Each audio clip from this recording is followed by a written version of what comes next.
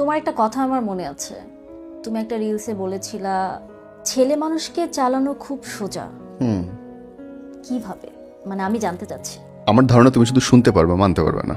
Number 1, মুখ ফাঁকা রাখবা। ফাঁকা রাখবো? হ্যাঁ, কিন্তু কথা বলবা না।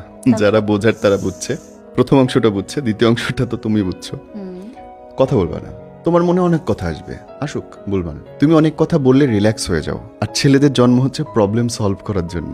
তাদের জন্ম মিস্ত্রি হয়ে, লেবার হয়ে। তারা যতক্ষণ সলভ না করে ততক্ষণ তারা সুখে থাকে না, অস্থির থাকে। তুমি যখন বলে রিল্যাক্স হয়ে গেলা, সেই কথাগুলো তার মনে প্রেশারের মতো আটকে গেল। সো বলবা না, নাম্বার 1। নাম্বার 2, প্রত্যেক দিন নিজের অবস্থান একটু একটু করে বড় করবা।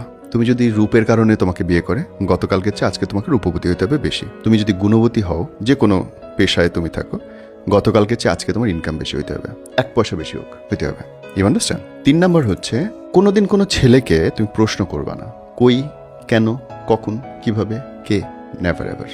5th, 10টা কথার মধ্যে 6 থেকে 7টা কথা বলবা তাকে কৃতজ্ঞতা স্বরূপ ধন্যবাদ দেওয়ার জন্য। থ্যাংক ইউ, তুমি আসছো টাইমলি। থ্যাংক ইউ, তুমি এই পরিবারের জন্য অনেক কিছু করতেছো। আমি বুঝি তোমার কষ্ট হয়, তারপরেও তুমি এটা করতেছো।